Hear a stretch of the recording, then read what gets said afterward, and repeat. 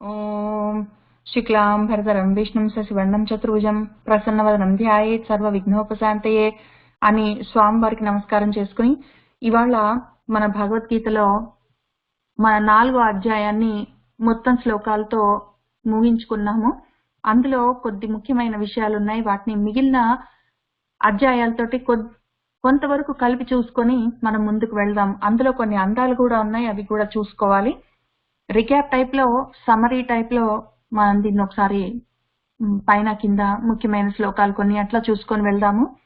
చాలా విషయాలు ఉన్నాయి. ఒకటి యూజువల్ గా మనము అధ్యాయం ఎండింగ్ లో దాని రికాప్ కొంచెం చూసుకొని నెక్స్ట్ అధ్యాయం మొదలు పెడతాం కదా, ఆ టైప్ లో చూడడం మొదలు పెడితే చాలా పేజీలు నిండాయి. నాకు అన్ని చూసుకోలేమేమో, కాబట్టి కొంతవరకు చూద్దాము. ఆయన ఏం చెప్పారంటే, ఒక చాలా ఇంట్రెస్టింగ్ విషయం ఈ 37వ శ్లోకంలో జ్ఞానాగ్ని సర్వకర్మాణి భస్మసాత్ కురుతే అన్నారు.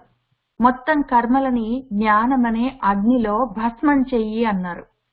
అన్నాక అక్కడికి ఆయన ముగించలేదు. ఎందుకో ఆ 37వ శ్లోకం అయినాక మళ్ళీ కొద్ది 3-4 శ్లోకాలు చెప్పి మళ్ళీ ఇక్కడికి వచ్చాక, ఇదిగో అర్జున, ఈ జ్ఞానం అనే అసితో, కత్తితో నీ అనుమానాల్ని నరికేయ్యా అని చెప్పాడు. కాబట్టి నాకు ఆలోచన ఏమొచ్చిందంటే, ఎందుకు ఆయన ఆల్రెడీ ఇక్కడ సర్వ కర్మలు భస్మం చేసిన తర్వాత మళ్ళీ అనుమానాల్ని కూడా కోసేయమన్నారు. ఆయన అనుమానాలకి కర్మలకి ఏమి కనెక్షన్ అని చెప్పి చూసుకుంటే చాలా విచిత్రమైన ముఖ్యమైన ఒళ్ళు గగురుపరిచే విషయాలు బయటపడ్డాయి. ఒకటేంటంటే, ఈ సర్వ కర్మలు ఉన్నాయి, ఈ కర్మల్ని జ్ఞానం అనే అగ్నితోటి నేను భస్మం చేసుకున్నాను. సరే, ఒక పని అయిపోయింది. దానికి మా గురువు గారు ఉన్నాడు, నా సీనియర్, ఆ పనులన్నీ చేశాడు. ఆయన కూర్చున్నాడు, తపస్సు చేసుకుంటున్నాడు.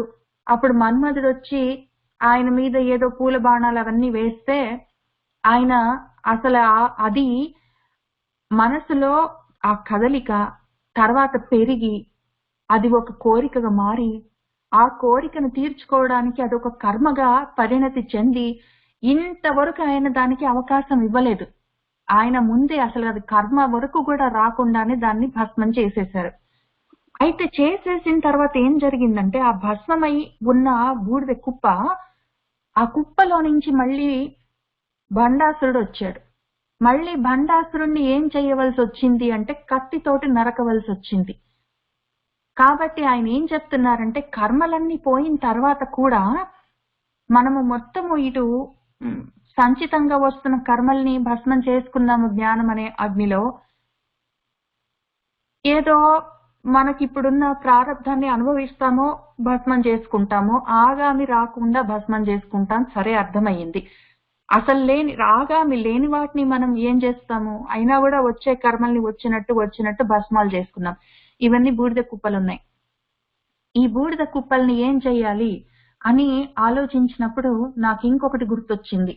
ఓహో, ఈ బూడిద కుప్పలన్నీ ఉన్నాయి అక్కడ పాతాళ లోకంలో, ఏం చెయ్యాలి అని ఆలోచించి ఈ మొత్తమే పావనం చేయగలిగినది, ఆయన ఇక్కడ అన్నారు కూడా, జ్ఞానము వంటిది పావనం చేయగలిగింది ఇంకొకటి లేదు అన్నారు ఆయన. కాబట్టి జ్ఞానము పావనం చేయగలిగింది ఏమున్నది అంటే, మళ్ళీ అక్కడ నాకు గంగా గుర్తొచ్చింది. ఆ గంగాదేవి పైనుంచి కిందికి వచ్చి ఆ మొత్తం బూడిద కుప్పలుగా ఉన్న ఇక్కడికి భస్మం చేసుకున్నాక అది మాయమైతే పోలేదు కదా. ఆ బూడిద కుప్పలు ఉన్నాయి, వాటిని ఏం చెయ్యాలి అంటే వాటిని మొత్తమే ప్రక్షాళనం చెయ్యాలి. అందుకోసం అని చెప్పి మళ్ళీ భగీరథ ప్రయత్నం చేసి ఆయన తెచ్చుకున్నాడు మొత్తమే ఆ గంగా నదిని. అది గంగా వచ్చి మొత్తమే బూడిద కుప్పల్ని క్లీనప్ చేసేసింది. మంచిది. అంతవరకు చేసిన తర్వాత దానికన్నా ముందు విషయం ఏంటి, అంత జ్ఞానం వస్తుంది నిజంగా కూడా కర్మలన్నిటినీ మొత్తమే భస్మం చేసుకుంటే ఈ పవిత్రమై మొత్తము నన్ను పవిత్రం చేసే ఆ జ్ఞానము ఒక్కసారి వచ్చి నా మీద పడిపోతే నేను తట్టుకోగలనా? దానికి మళ్ళీ ఎవరు కావాలి? దాన్ని తట్టుకోగలిగిన శివుడే కావాలి. మళ్ళీ శివుడెవరు? అటువంటి తోటి ఉన్న ప్రశాంతంగా ఉన్న మనసు కావాలి తట్టుకోవాలంటే అంతటి జ్ఞానాన్ని తట్టుకోవడం చిన్న విషయం కాదు. అది అందులో పైగా అంతకన్నా ముందు కొంచెం జ్ఞానం ఉందేమో. ఈ జ్ఞానం అనే కొంచెం అగ్ని కొంచెం పెరిగి అది కొంచెం నాకున్న ఇప్పుడువి నిన్నటివి వచ్చేవి అన్ని కర్మల్ని భస్మం చేసి ఇది పర్వాలేదు, ఇది బాగానే ఉంది. ఆ తర్వాత నన్ను పవిత్రం చేసే ఆ జ్ఞానం పైనుంచి మొత్తం నా మీద పడిపోతే పట్టుకోవడానికి నా మనసు ఆ లెవెల్లో ఉన్నదా? దాన్ని నేను అట్లా అంత అంత పాత్రత దానికి కలిగేటట్టు, అది తట్టుకొని నిలబడగలిగేటట్టు నేను దాన్ని చేశానా? మంచిది, చేశాను. మొత్తమే నాలో అంతటి జ్ఞానాన్ని ఇముడ్చుకోగలిగినంత స్థితికి నా బుద్ధిని ఆ లెవెల్కి పాలిషింగ్ చేసి వజ్రంలాగా తయారు చేశాను. నన్ను మొత్తమే నా అన్ని జన్మలు ప్రక్షాళనం చేసే జ్ఞానం వచ్చింది నాకు. ఇప్పుడు ఆ జ్ఞానాన్ని కొంత వాడి, ఆ ఉన్న జ్ఞానంలో కొంత వాడి, ఈ భస్మమైపోయి ఉన్న నా కర్మలన్నిటినీ నేను మళ్ళీ భగీరథుడిలాగా నా వెనకాల తీసుకెళ్లి కొంత చాలు, ఆ వచ్చేది మొత్తం వచ్చిన జ్ఞానం ఎంత వచ్చేస్తుందో అదంతా జ్ఞానం అవసరం లేదు. ఈ కర్మలు మొత్తము చిన్న చిన్న భస్మాలు బూడిద కుప్పలు ఉంటాయి నా మనసులో, వాటిని క్లీనప్ చేయడానికి కొంత జ్ఞానం చాలు, మిగిలినంత జ్ఞానం నేనై నిలబడతాను. అయితే ఇంత దూరం వచ్చిన తర్వాత కూడా మళ్ళీ ఆ ఆ జ్ఞానంలో నుంచి, ఆ బూడిద కుప్పల్లో నుంచి మొత్తమే బండాసురుడంతా కాకపోయినా మళ్ళీ చిన్న చితక అనుమానాలు, నేను ఏదో ప్రాక్టీస్ చేసుకుంటున్నాను, సాధన చేసుకుంటున్నాను, మళ్ళీ ఎప్పుడో ఒకప్పుడు ఎప్పుడైనా సరే మొత్తమే నా జ్ఞానంలో అన్ని పోయినా కూడా ఎప్పుడైనా నిజమేనా, నేను నిజంగా ఎప్పటికైనా నిజంగా ఈ దేవుణ్ణి చూస్తానా, నిజంగా నాకు అంత అర్హత ఉందా, అసలు నేను ఇంత కష్టపడి నా జ్ఞానాన్ని ఇంత సాధించుకున్నాక కూడా నేను ఎందుకు ఇంకా బ్రతికున్నాను, నాకు ఇంకా ఈ జన్మ ఎందుకు అవ్వలేదు, ఇంకా ఏమి సాధించాలి, నేను ఇక్కడే ఉన్నాను, ఇట్లాంటి అనుమానాలన్నీ వస్తాయి. నేను ఎందుకు మళ్ళీ పనులు చెయ్యాలి, అసలు నేను ఎందుకు చెయ్యాలి పనులన్నని. అందుకని ఆయన ఏం చెప్పారంటే, ఇటువంటి అనుమానాలు ఒకవేళ మొత్తం అయిపోయిన తర్వాత కూడా మళ్ళీ బండాసురులాగా చిన్న చిన్న అనుమానాలన్నీ బయలుదేరితే, చిన్నవి గాని పెద్దవి గాని వాటిని మొత్తమే నీ జ్ఞానం అన్న కాటితోటి కోసేయి అని చెప్పాడు. సరే, అంతవరకు చూసినాక బానే ఉంది. కానీ ఇక్కడ చూశాక నాకు ఇంకొక విషయం గుర్తొచ్చింది. ఆయన ఈ చిత్వాయేనం సంశయం భారత అని చెప్పాడు. అర్జున ఈ అనుమానాలన్నీ కోసేయి ఇంకా అని చెప్పాడు. ఇది మళ్ళీ ఎక్కడో దగ్గర కనెక్షన్ ఉండాలి కదా, ఎందుకు ఆయన ఆ మాట అన్నారు? ఈ మాట ఊరికినే అనరు ఆయన. జ్ఞాన సంచిన్న సంశయం అన్నారు. నీ కర్మలన్నిటిని యోగంలో నువ్వు సన్యస్తం చేసుకో, నీ జ్ఞానంలో అనుమానాలన్నీ కోసేసుకో అన్నారు. ఎందుకన్నారు అని ఆలోచిస్తే ఇక్కడే ఉన్నది. ఆయన అర్జునుడు 2 ప్రశ్నలు అడిగాడు. ఒక సంశయం ఆయనకి ఏమి అంటే, ఇదిగో యత్ ఏదైతే మే నాకు శ్రేయస్సునిస్తుందో దాన్ని నిశ్చితం బ్రూహి, ఒకటి చెప్పు, ఒక్క మాట చెప్పు. నాకు మనసు పనిచేయట్లేదు, కార్పణ్య దోషోపహత స్వభావ ధర్మ సమ్మూఢ చేతస అని ఏవో చాలా చెప్పాడు. ఇన్ని చెప్పిన తర్వాత ఒక్క విషయం నాకు నిశ్చయంగా చెప్పి ఏం చెయ్యాలో అని అడిగాడు. పోనీ అడిగితే ఆయన ఒక మాట చెప్పాడు, సరే యుద్ధం చేయి మరి అని చెప్పాడు. చెప్తే విన్నాడా? మళ్ళీ ఇక్కడ ఫస్ట్ థర్డ్ ఆయన మొత్తం ఈ సెకండ్ చాప్టర్ లో 7వ ప్రశ్న అడిగితే మొత్తం ఈ సెకండ్ చాప్టర్ అంతా చెప్పాడు ఆయన 60-70 శ్లోకాలు. ఇంత చెప్తే మళ్ళీ 3వ చాప్టర్ లో స్టార్టింగ్ లో అంతా బాగానే ఉంది కానీ మళ్ళీ ఏం చెయ్యాలో తెలియట్లేదు నాకు, నువ్వు ఒక మాట చెప్పు, నువ్వు చెప్పిన మాట నేను చెప్పినట్టు చేస్తాను అన్నవాడు ఆ మాట మీద ఉన్నాడా? మళ్ళీ ఇక్కడ ఇదిగో జాయసి చేత్ కర్మణహతే మత బుద్ధి జనార్దన తత్ కిం కర్మణి ఘోరే మాం నియోజయసి కేశవ అని అడిగాడు.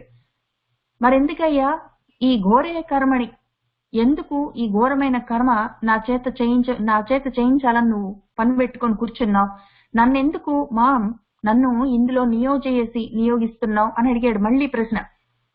ఎన్నిసార్లు చెప్పినా ఈ అనుమానాలు, ఈ సందేహాలు, ఈ సంశయాలు ఉంటూనే ఉంటాయి. ఆయన అందుకే చివరికి చెప్పాడు, ఇక్కడి నుంచి ఈ సెకండ్ చాప్టర్ లో అసలు మనకు మొత్తమే భగవద్గీత స్టార్ట్ అవ్వడానికి కారణమైన ఈ శ్లోకం దగ్గర అంతకన్నా ముందు ఆయన అభిప్రాయాలు చెప్పాడు. కానీ ఇక్కడి నుంచి ఓ పని ఏం చేస్తే మంచిదో చెప్పు అన్నాడు. ఏం చేస్తే మంచిదో ఆయన ఇది చెయ్యి అని చెప్పాడు. మనసు ఒప్పుకోలేదు. ఎందుకు చెప్పు అని అడిగాడు. ఏమి అని అడిగిన దానికి ఆయన జవాబు చెప్పాడు. ఇప్పుడు ఎందుకు అని అడిగిన దానికి ఆ 3వ అధ్యాయం మొదటి శ్లోకం దగ్గర నుంచి 4వ అధ్యాయం 42వ శ్లోకం వరకు ఆయన చెప్పి, కాబట్టి భారత నీ అనుమానాలు ఏమిటి, ఎందుకు, ఎలా అని అడిగావు కదా. కనీసం ఎలా పక్కన పెట్టి ఏమిటి, ఎందుకు అని అడిగావు కదా. ఏమిటి అని చెప్పి సెకండ్ చాప్టర్ లో, ఎందుకు అని థర్డ్ చాప్టర్ లో. అటువంటి అనుమానాలన్నీ జ్ఞానం ఉంటే ఆ ప్రశ్నలు నన్ను అడగక్కర్లేదు, నువ్వే అటువంటి ప్రశ్నలకి జవాబు తెలుసుకోగలవు. అప్పుడు నీ జ్ఞానం అనే కత్తితో నువ్వే అటువంటి సంశయాల్ని తెగ కోసుకోగలవు. కాబట్టి ఆ యోగాన్ని సంపాదించడం కోసం ఆతిష్ట, ఆ యోగాన్ని ఆచరించడం కోసం నువ్వు ఉత్తిష్ట, లే అర్జున అని చెప్పాడు. ఈయన పైనుంచి గబగబా జ్ఞానమంతా ఇవ్వడం కాదు, జ్ఞానం సాధించుకో అని చెప్తూ ఉన్నాడు. ఇంతవరకు వచ్చి సంశయాన్ని నువ్వు చిత్వా చేసుకో అని ఎందుకన్నారంటే, నేను చెప్తాను అర్జున నీకు ఏం చెయ్యాలి అని చెప్తాను, ఎందుకు చెయ్యాలి అని చెప్తాను.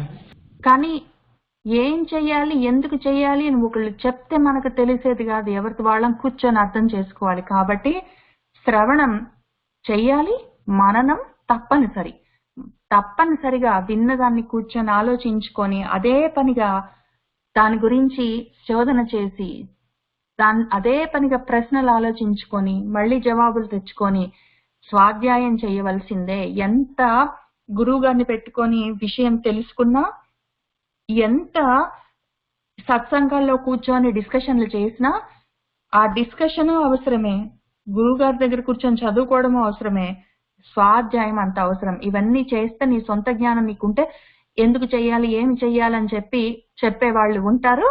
అది ఎట్లా వినొచ్చు అన్న విషయం మన ఆల్రెడీ చెప్పారు.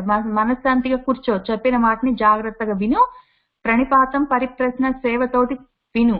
విన్న తర్వాత అది కూడా చెప్పేవాళ్ళు చెప్తూ ఉంటారు. చెప్పే విషయాన్ని నువ్వెట్లా నేర్చుకోవాలి, శ్రద్ధగా తత్పరతతో నేర్చుకో, నీ ఇంద్రియాల్ని కంట్రోల్ చేసుకో. ఎవరైనా ఏదైనా చెప్తుంటే ఏం చెప్పారండి, ఏదో చెప్తున్నారు, నేను ఏదో ఆలోచిస్తున్నాను, నేను మల్టీ టాస్కింగ్ చేస్తున్నాను. కాదు, ఇంద్రియాల్ని కంట్రోల్ చేసుకో. అక్కడిక్కడ దిక్కులు చూడడం, ఏదో వినడం, ఏదో ఆలోచించడం అన్ని కంట్రోల్ చేసుకో. తత్పరతతో చెయ్యి, అదే విషయం ఆలోచించు. ఏ విషయం చేసి ఏ పని చేస్తున్నావో దాని మీద మనసు పెట్టి చెయ్యి. ఊరికి కూర్చోవడం కూడా ఉత్తగనే, ఊరికనే కూర్చున్నావు, దాన్ని కూడా అంత శ్రద్ధగా అంత తత్పరతతో చెయ్యి.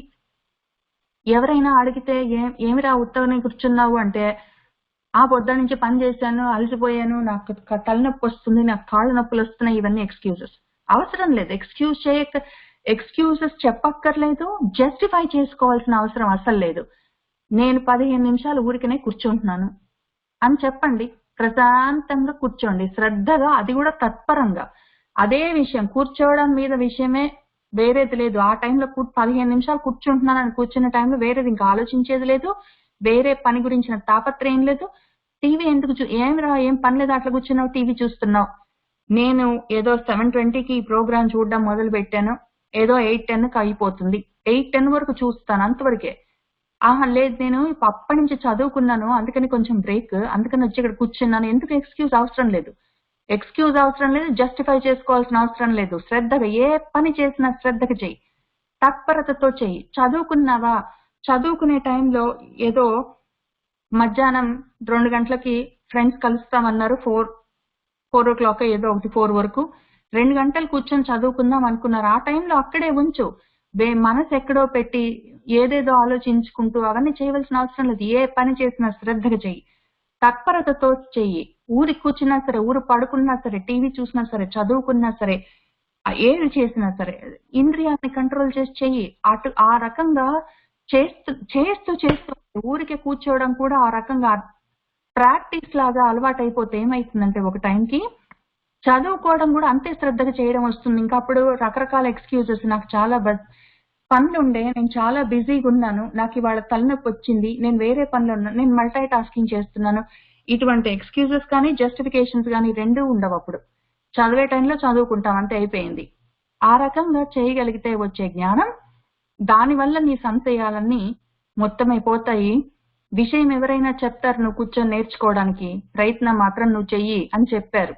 ఆయన ఏం చెయ్యాలి అంటే చెప్పాడు, ఎందుకు అంటే మాత్రం దాన్ని ఎందుకు చెయ్యాలి అన్న జ్ఞానాన్ని కొంతవరకు ఇచ్చి, మిగిలిన జ్ఞానాన్ని నువ్వే కూర్చొని అసిమిలేట్ చేసుకో, ప్రాసెసింగ్ చేసుకో, నీ మనసుకి అర్థమయ్యేటట్టు నువ్వే చెప్పుకో అప్పుడే నువ్వు నీ కర్మలని దగ్ధం చేసుకోగలవు, అనుమానాలని తీసేసుకోగలవు అని చెప్పాడు. నేను తీసేస్తాను అని చెప్పలేదు. సరే, అదొక విషయం. తర్వాత ఇంకొకటి మనం చూసుకోవాల్సింది ఏంటి అంటే, ఆయన కొద్ది శ్లోకాలు ఒకదాని వెనకాల ఒకటి చాలా ఇంట్రెస్టింగ్ గా పెట్టారు ఆయన. ఈ 36వ శ్లోకం, 37, 38, తర్వాత కింద 49. ఈ 36లో కూడా ఆయన సర్వ వృజినం, అన్ని రకాల పాపాలు జ్ఞానం అనే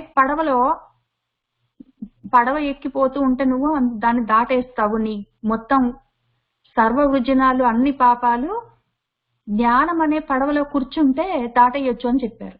దాని తర్వాత 37లో జ్ఞానాన్ని అగ్ని చేశారు ఆయన. చేసి సర్వకర్మలు అందులో భగ్నం చేసుకో అన్నారు. మళ్ళీ 38లో ఈ జ్ఞానాన్ని ఆయన పవిత్రం చేసే ఈ కాలంగా లేదా ఏదో గంగా నదిలాగా చెప్పారు ఆయన 38లో. తర్వాత 42లో మళ్ళీ అనుమానాల్ని కత్తితోటి తీసేయన్నారు. ఎందుకు ఇన్ని రకాలుగా చెప్పారు అని మనం ఒకసారి చూసుకుందాం. దీనికి చాలా ముఖ్యమైన కారణం ఉంది. అది ఆటోమేటిక్ గా టైం పాస్ కి చెప్పలేదు ఆయన. ఇక్కడ ఆయన ఏం చెప్పారంటే, ప్రణిపాతం, పరిప్రశ్న, సేవ, శ్రద్ధ, తత్పరత, ఇంద్రియ నియంత్రణ ఇవి ఉంటే జ్ఞానం వస్తుంది. ఆ వచ్చే జ్ఞానాన్ని ఎన్ని రకాలుగా వాడుకోవాలి అని చెప్తున్నారు. ఆయన ఏం చెప్తున్నారంటే, ఒక పని ఉంటే మనకు ఏదైనా సరే ఒక పని చెయ్యాలంటే అది ఆటోమేటిక్ అప్పటికప్పుడు పుట్టేది కాదు. దానికి ముందు ఏమవుతుందంటే అవిద్య ఉంటుంది, తెలియని విషయం, మనకు అర్థం కాకుండా ఉంటాయి. ఏదైనా ఒక పని చేసేటప్పుడు మనము ఆ కర్మకి కర్మ బీజాలు ఉంటాయి. అవి రాగము, ద్వేషం అని ఉంటాయి. ఒక కోరిక వల్లనే మనం ఒక పని చేస్తాం. ఏదో ఒక దాని మీద మనకు ద్వేషం కాబట్టే అది ఏదో ఒక రూపంగా ఒక కర్మగా బయటపడుతుంది. ఇవి ఆ కర్మ బీజాలు. ఆయన ఏమంటున్నారంటే, ఇవి ఈ రాగము, ద్వేషము, కర్మ బీజాలు ఇట్లాంటివన్నీ కర్మలకి కారణం కదా. ఆయన 37లో ఈ కర్మలని ఆయన మొత్తమే అగ్నితోటి కాల్చేయమని చెప్పారు. ఈ అగ్నితోటి కాల్ చేసినప్పుడు ఏమవుతుందంటే ఆ కర్మలు పోతాయి. కర్మల వల్ల మనకు వచ్చిన ఆ కర్మలు, ఒక పని చేస్తే మనకు దానివల్ల సుఖమో దుఃఖమో వస్తుంది, అవి పోతాయి. దీనివల్ల ఆ ఇష్టమో ఇష్టం లేదో అన్న విషయము మనకు కారణాలుగా ఉండి మళ్ళీ నెక్స్ట్ జన్మలకి, శరీరాలకి అవకాశం చూపిస్తాయి. ఇవన్నీ పోతాయి ఆ జ్ఞానం అనే అగ్నిలో వాటిని కాల్ చేసుకోవడం వల్ల. అయితే ఇవి ఇక్కడ భూలోకంలో జరుగుతూ ఉంటాయి. ఏదో నేనున్నాను, నాకు ఒకటంటే ఇష్టము, ఒకటంటే ఇష్టం లేదు. ఆ ఇష్టం ఉన్న దానికి కోసం అని చెప్పి కొన్ని కర్మలు చేస్తాను, అది ఆ పనులు సాధించుకుంటాను. కొన్ని ఇష్టం లేని వాటిని దూరం చేసుకోవడానికి, ఆ వస్తువులను, మనుషులను దూరం చేసుకోవడానికి కొన్ని కర్మలు చేస్తాను. దీనివల్ల నాకు సుఖమో దుఃఖమో కలుగుతుంది. ఇవన్నీ ఇక్కడ భూమి మీద జరుగుతున్న టైంలో, అదే టైంలో పైన మనకి ఈ మనం చేసే కర్మలకి పాపాలో పుణ్యాలో వస్తూ ఉంటాయి. వీటి వల్ల స్వర్గాలు, నరకాలు వస్తూ ఉంటాయి. ఇవి అదే టైంలో పైలోకాల్లో జరిగే విషయాలు ఉంటాయి కదా మనకి. అవన్నీ ఆ పడవలో మనం దాటిపోతూనే ఉంటాం. ఇక్కడ మనం కూర్చొని మన ఇంట్లో మనము బాస్పీట వేసుకొని కూర్చొని మన రాగాల్ని, ద్వేషాల్ని, మన దుఃఖాల్ని, సుఖాల్ని, మన కర్మల్ని మనం కంట్రోల్ చేసుకుంటే, ఇక్కడ ఇవి కంట్రోల్ అవ్వడం ఒకటే కాదు, ఆ పైన మనకి వచ్చే పాపాలు, పుణ్యాలు, దానివల్ల వచ్చే స్వర్గాల, నరకాలు కూడా మనం వాటిలో నుంచి ఈ పడవ వేసుకొని దాటిపోవచ్చు అనమాట ఒకటే టైంలో. ఇక్కడ మెంటల్ గా పిక్చర్ చూడండి, ఇమేజ్. ఇక్కడ కూర్చొని మనం మన కర్మల్ని మనం మొత్తమే భస్మసాత్ కుర్తే అని చెప్పి ఆ జ్ఞానాగ్నిలో మనం దగ్ధం చేసుకుంటుంటే, వాటి వల్ల మనం అనుభవించవలసిన పాపాలు, పుణ్యాలు, స్వర్గాలు, నరకాలు కూడా మన నరకాలు, పుణ్యాలు, పాపాలు, స్వర్గాలనే ఆ సముద్రం ఉంటే వాటిలో ఈ జ్ఞానం అనే పడవేసుకొని మనం ఫ్యూచర్ లో అనుభవించవలసిన శరీరం కూడా దాటేస్తుంది అదే టైంలో. ఇక్కడ ఈ టైంలో ఇక్కడున్న శరీరం ఏదో స్థూల, సూక్ష్మ, కారణ శరీరాల్ని మనము కాల్ చేసుకోవడానికి వాటిలో ఉన్న రాగాలు, ద్వేషాలు, కర్మలు, సుఖాలు, దుఃఖాలు ఇవన్నీ మనము తీసేసుకోవడానికి ప్రయత్నం చేస్తుంటే అదే టైంలో పైలోకాలు, ముందు లోకాలు కూడా అన్ని పోతూనే ఉన్నాయి. ఇక్కడున్నవి అగ్నిలో కాలుస్తాము, పైన ఉన్నవి పడవలో వెళ్ళిపోతాము. ఆ తర్వాత ఏమవుతుంది అంటే మనకి ఈ వీటికి కారణం ఏమై ఉన్నాయి? అనుమానాలు ఉంటాయి, సంశయాలు, అజ్ఞానము, అవిద్య, ఇవి ఉంటాయి కదా. ఇవన్నీ ఇంకా ఉంటాయి. మనం కర్మలు పోయిన తర్వాత కూడా ఈ అనుమానాలు ఉంటాయి. మనం కర్మలు చేయకుండా ఊరికే కూర్చున్నా కూడా ఎప్పుడో ఒకప్పుడు మనసులో ఈ అనుమానాలు వస్తే నేను అసలు ఎందుకున్నాను, ఏం చేస్తున్నాను అన్న అనుమానాలు ఏవైనా ఉంటే ఇంకా ఫైనల్ గా ఆ బీజాలు లాంటివి ఈ కత్తితోటి వాటిని కోసేయాలి. ఇంకవి అవి దగ్ధం కాకుండా మొండిగా ఉన్న వాటిని ఏం చేస్తాము? ఏదో చెట్టు ఉంది, చాలా అది రూట్స్ తోటి ఊడలు పాతుకొని మొత్తం పెద్దగా పెరిగింది. ఆ చెట్టుని మనము ముందు దగ్ధం చేసాము. మొత్తం ఈ జ్ఞానాగ్నిలో ఈ కర్మల్ని, కర్మ బీజాలని, మిగిలిన వాటిని దగ్ధం చేసినట్టు ఆ పెద్ద చెట్టుని నిజంగా కూడా ఏదో మనము నిప్పంటించి కాల్ చేసాము. అయినా కూడా మొద్దులు మిగులుతాయి కింద. వాటిని ఏం చేస్తామంటే, మీరు చూసారో లేదో, ఆ మొద్దుల కింద ఉన్న మొద్దులు మొత్తం భూమిలో వేళ్లు ఉంచుకొని ఉన్న వాటిని గొడ్డళ్లతోటి పైకి తీసి నరికేస్తాం వాటిని. ఇంక వాటిని చివరికి మిగిలిన వాటిని ఇంకా కొంచెం వాటిని కాల్చుకుంటూ కూర్చోము. వాటిని మొత్తమే నరికి మొత్తమే పళ్ళకి ఇస్తాము. అది చేసేయి, అక్కడి దాకా చేయవలసిందే. ఈ సంశయాలు అనేవి ఈ కర్మల బీజాలు ఉన్నాయి, అవి సరే పక్కన పెట్టు. ఈ సంశయాలు మళ్ళీ ఇక్కడి నుంచి మళ్ళీ కర్మ బీజాల నుంచి మళ్ళీ అవి బయటకు వచ్చే ప్రమాదం ఉంది కాబట్టి ఆ సంశయాల్ని కూడా తీసేయని ఆయన చెప్తూ ఉన్నారు. ఆ తర్వాత ఏమైతుంది అంటే 38లో మళ్ళీ అదే ఆ జ్ఞానం అప్పుడు ఏమవుతుంది? కాలం అవుతుంది. వచ్చి ఆ కాలం వచ్చినప్పుడు ఆ కాలమే వచ్చి మనకు ఆ ఆత్మ సాక్షాత్కారాన్ని చేస్తుంది. అప్పుడు మనకు అమృతత్వం వస్తుంది. అది మనకు పవిత్రత. ఆయన ఇన్ని చెప్తున్నారు ఒకేసారి. ముందు ఇక్కడ భూలోకంలో నువ్వు కూర్చొని కష్టపడి ఆ జ్ఞానం అనే అగ్నిలో నీ కర్మలన్నీ దగ్ధం చేసుకుంటే, అదే సమయంలో పైలోకాల్లో నువ్వు అనుభవించవలసిన అన్ని రకాల పాపాలు, వాటికి సంబంధించిన పాపాలు, ఆయన మాటలు కూడా అవే వాడారు. ఇక్కడ నువ్వు కర్మలు భస్మం చేసుకుంటే, కర్మ చేస్తేనే కదా దానివల్ల ఒక పాపము పుణ్యము. ఆ కర్మలు నువ్వు భస్మం చేస్తే దానివల్ల ఉండే పాపాలు పుణ్యాలు ఉండవు. నువ్వు ఇక్కడ ఈ అగ్నిలో వీటినైతే కాలుస్తూ ఉండు, పైన నువ్వు ఆ పడవలో దాటిపోతూనే ఉంటావు. ఇంక మళ్ళీ వాటిని పైన అనుభవించేది ఉండదు. ఆ తర్వాత ఏమవుతుంది అంటే పవిత్రత మిగులుతుంది నీకు. అది సమయం వచ్చినప్పుడు నువ్వు పవిత్రం అవుతావు అని చెప్పి ఆయన చెప్పారు. అది ఆయన ఊరికినే ఆ మాటల్ని ఇక్కడ జ్ఞానము, పాపము అని ఒక కలిపి కాంబినేషన్. అందులో ఒక పడవ అన్నారు, ఇక్కడ జ్ఞానం అన్నారు, ఇక్కడ అగ్ని అన్నారు. దానికి ఈ జ్ఞానంతో ఈ కర్మల్ని అగ్నితోటి చేసుకో అన్నారు. మళ్ళీ ఇక్కడ జ్ఞానమే అంటారు, అది మళ్ళీ పవిత్రం అంటారు, ఆత్మ సందర్శనం అంటారు. ఒకటే జ్ఞానం ఆయన ఇన్ని రకాలుగా చెప్పారు కాబట్టి మొత్తం ఒక పెద్ద కుప్ప పోసుకొని అంతా ఒకటే జ్ఞానం కాదని సపరేట్ గా చూసుకోవాలి. ఏ జ్ఞానం వల్ల నాకేం కలుగుతుంది?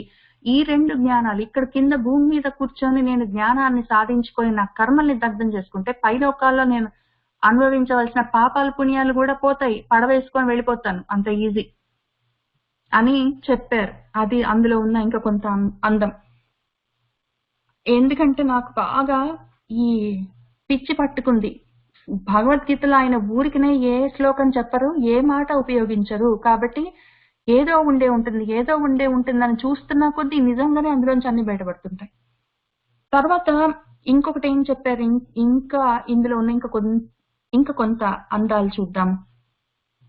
ఆయన ఏం చెప్పారంటే ఇక్కడ పాండవ అన్నారు, తర్వాత ఇక్కడ అర్జున అన్నారు.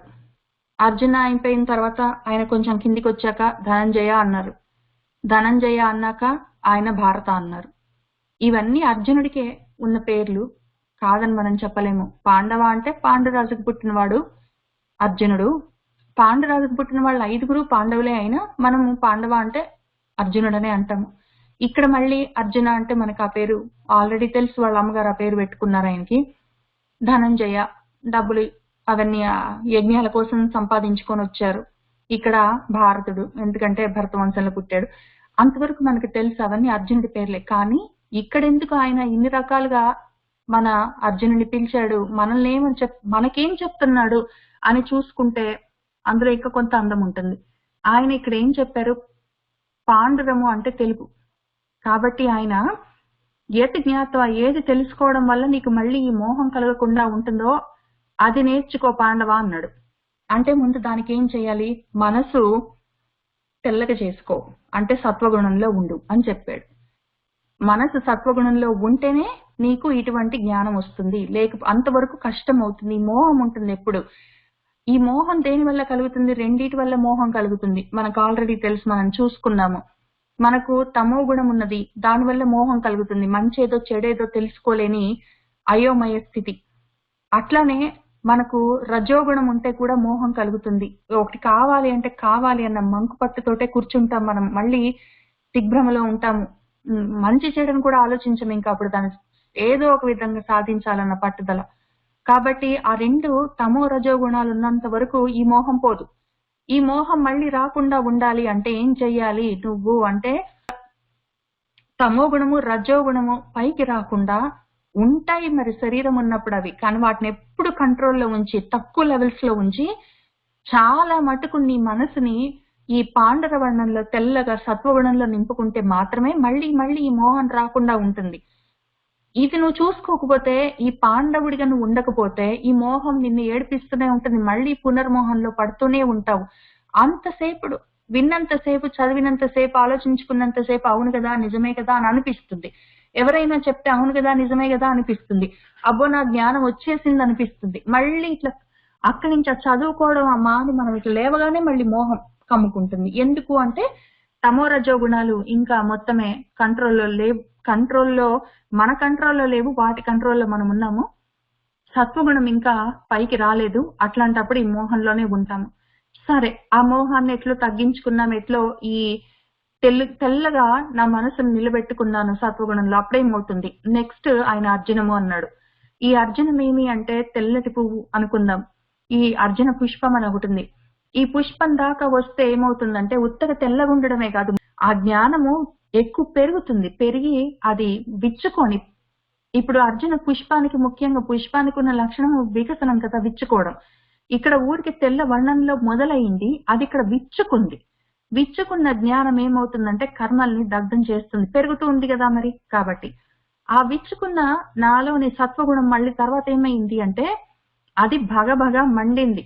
మండి అంత దాకా వెళ్తే అప్పుడు మొత్తమే నా కర్మలు కాల్చడమే కాకుండా నా అనుమానాల్ని కూడా అది చిన్నం చేయొచ్చు. ఒకవేళ చేసినా కూడా ఇంక కొన్ని సంశయాలు మిగిలిపోతే అప్పుడు ఆ కత్తితోటి వాటిని నేను చితువా చేసుకుంటాం, ఏనం సంశయాల్ని. అప్పుడు చివరికి నేనేమవుతాను? మొత్తమే వెలుగులతో నిండి ఉంటాను. అంతకన్నా ముందు తెల్లగా వర్ణంలో, పాండు వర్ణంలో ఉన్నది నా మనసు. అది తర్వాత విచ్చుకుంది అర్జున పుష్పంలాగా. ఆ విచ్చుకున్నది తర్వాత తెల్లటి వెలుగులతో అది ధనంజయంగా అగ్నిగా మండింది. ఇప్పుడు అది మొత్తమే జ్ఞానమై నిలబడ్డది వెలుగుల కుప్పలాగా. కాబట్టి ఆ లెవెల్స్ లో పెరగాలి. ఒక్కటేసారి ముందు అసలు మనము ఏదో మోహము తగ్గించుకోవడము సరే మంచిది. ఎట్లా? అది ఆయన చాలా ఈజీగా ఎంతో సింపుల్ గా చెప్పాడు. ఇక్కడ నువ్వు ఏమీ లేదు అర్జున, చేయవలసింది సింపుల్ మ్యాటర్. ఏది తెలుసుకోవడం వల్ల, యతి జ్ఞాత్వ వల్ల ఏవం మోహం నీకు పునః రాకుండా ఉంటుందో అన్నాడు. అటువంటి పరిస్థితి వస్తే అన్ని భూతాలని నీలో, తర్వాత నాలో చూడన్నాడు. అది చాలా ఈజీగా చెప్పాడు. అది ఎట్లా వస్తుంది? ఫస్ట్ ప్రతిసారి మోహంలో పడిపోతూనే ఉన్నాము. ఈ అనుమానము, ఈ అయోమయము. ఈ అయోమయం ఒకటి, ఏది కరెక్ట్ ఏది కాదు అన్న విచక్షణ వివేకంలో మనసు గట్టిగా ఉంచుకొని నిలబడట్లేదు. ఈ అనుమానాలు నన్ను ఊరికే వెంబడిస్తుంటాయి. నిజంగానైనా ఇప్పుడు ఎందుకంటే ఉద్యోగం చేస్తానో ఇంకేదైనా పని చేస్తానో ఫిజికల్ గా తెలుస్తుంది, కళ్ళ ముందు ఆ రిజల్ట్ తెలుస్తుంది. నేను ఒక 4 రోజులు కష్టపడి పని చేశాను, నాకు జీతం వచ్చింది. కష్టపడి వంట చేశాను, అక్కడ భోజనం టేబుల్ మీద రెడీ అయింది. అవి వెంటనే రిజల్ట్ కనిపిస్తుంది. దీనివల్ల కనిపించదు. ఎన్నాళ్ళు చదివిన ప్రోగ్రెస్ ఉందో లేదో తెలియదు, నేను ముందుకెళ్తున్నానో తెలియదు, వెనక్కి వెళ్తున్నానో తెలియదు, నిజంగానే ఆ పరమాత్మ స్వరూపం ఉందో లేదో తెలియదు. అది చూసిన తర్వాత నేను దాని గురించి చెప్పడానికి ఇక్కడ ఉండను. కానీ అది తెలియనంత వరకు మరి అనుమానం, సందేహం, ఆ సంశయం నన్ను వదిలిపెట్టదు. ఇవన్నిట్ల నుంచి నేను ఎట్లా బయటపడాలి? ఈ మోహంలో నుంచి ఫస్ట్ బయటపడాలి.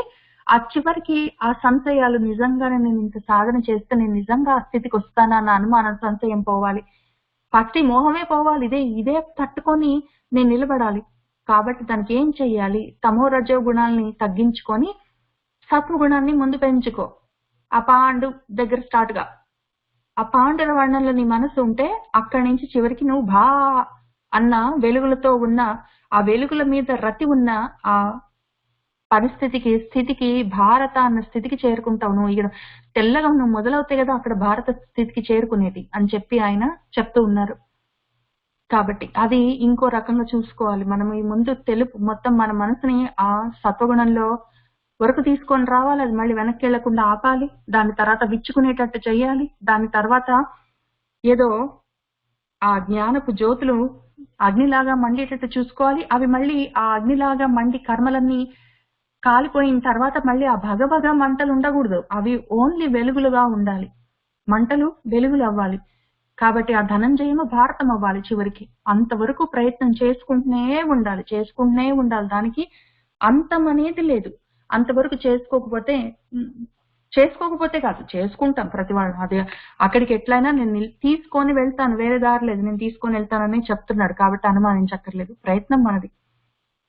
సరే, ఇంకా తర్వాత ఇంకొక విషయం ఏం చూసుకుందామంటే, దీని గురించి ఆలోచిస్తుంటే నాకు ఒక చిన్న విషయం నాకు అర్థమైన దాన్ని నేను షేర్ చేస్తున్నాను. ఆయన ఏం చెప్పారంటే 33లో కొంత పైన ప్రతిదీ సర్వ కర్మలు జ్ఞానంలోనే పరిసమాప్తి చెందాలి. అట్లా చెందుతాయి, లేకపోతే ఈ కర్మల్లోనే మిగులుతాము అని. ఈ కర్మలు అదే పని కర్మలు చేసుకుంటూ ఆ కర్మల వెనకాల జ్ఞానం ఉండాలి అని ఆయన చెప్తూనే ఉంటారు. ఎందుకు ఇన్నిసార్లు చెప్పారు, ప్రతి చోట చెప్తారు, ఆయన ఏం చెప్తున్నారు అని ఆలోచించాను. మనం ఇది చాలా సార్లు చెప్పుకున్నాము.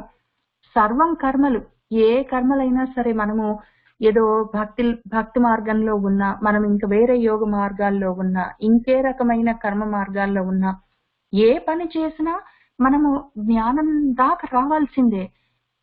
అది లేకపోతే కష్టం అవుతుందని చెప్తున్నారు. మంచిది, అది అర్థమైంది కదా, ఎన్నిసార్లు చెప్పుకున్నాం అనుకున్నాను. కానీ నాకు ఇంకొక విషయం